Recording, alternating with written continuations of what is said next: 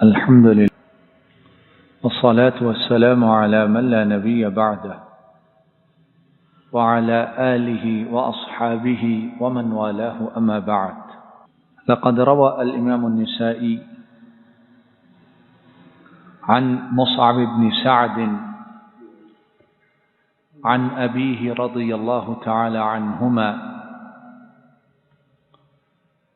أنه ظن أنه فوق من دونه من أصحاب الرسول صلى الله عليه وسلم، فقال رسول الله صلى الله عليه وسلم: إنما ينصر الله هذه الأمة بضعيفها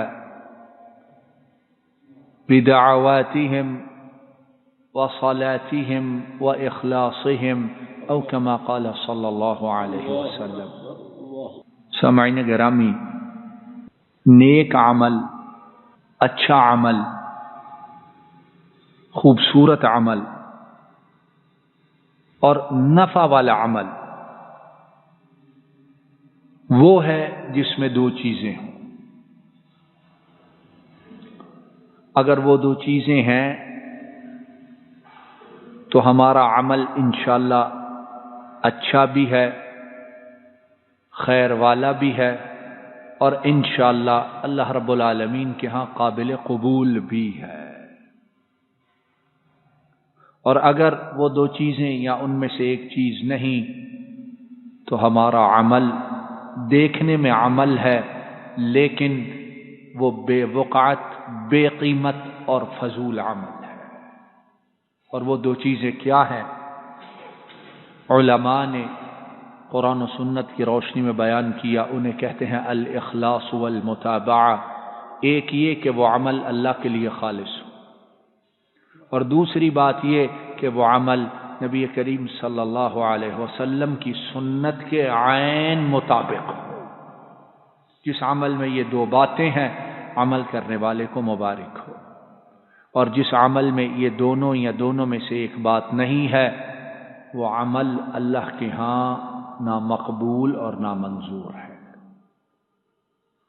یہ حدیث مبارک جو میں نے اور آپ نے اللہ رب العالمین کی توفیق سے سنی ہے، آئیے دیکھیں کہ اللہ کے رسول صلی اللہ علیہ وسلم اس حدیث مبارک میں ہمیں کیسے بتلا رہے ہیں کہ اخلاص اتنی بڑی طاقت ہے، اتنی بڑی قوت ہے، اور اخلاص اس کا اللہ کے ہاں مقام و مرتبہ اتنا ہے کہ اس اخلاص کی وجہ سے اللہ رب العالمین ساری امت کی مدد فرماتے اور ساری امت کو نجات عطا فرماتے، ساری امت کو.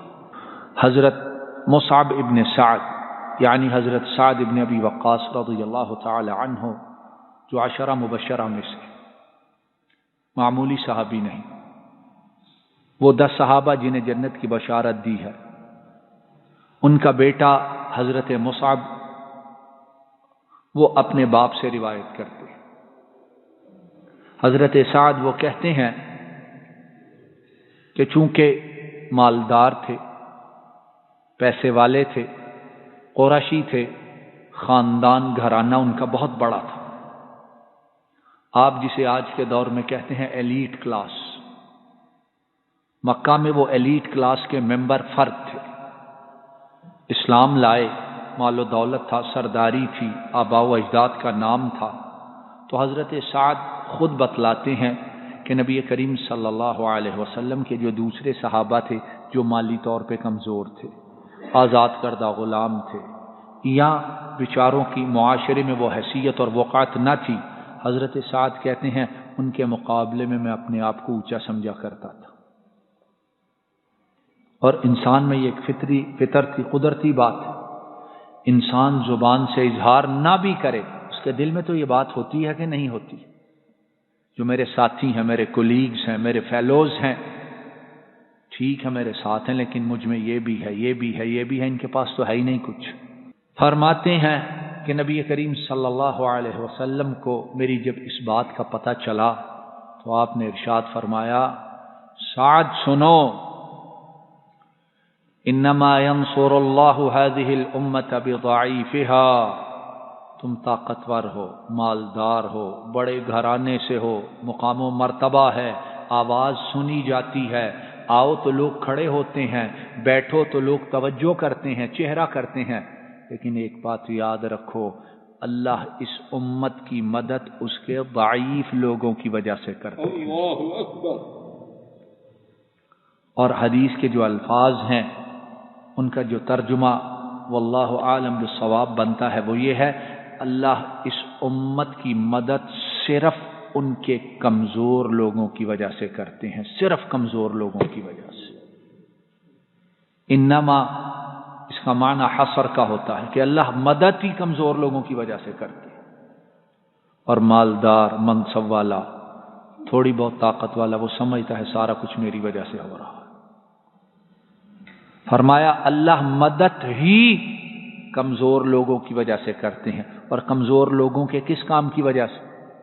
بعض کمزور بھی ایسے ہیں وہ بہت برے ہوتے ہیں، بعض کمزور بھی ایسے ہیں بڑے گندے ہوتے ہیں، بعض کمزور بھی ایسے ہیں بڑے بے ایمان ہوتے ہیں، پلے بھی کچھ نہیں اور دین میں بھی بدترین، اخلاق میں بھی بدترین، معاشرے میں بھی بدترین۔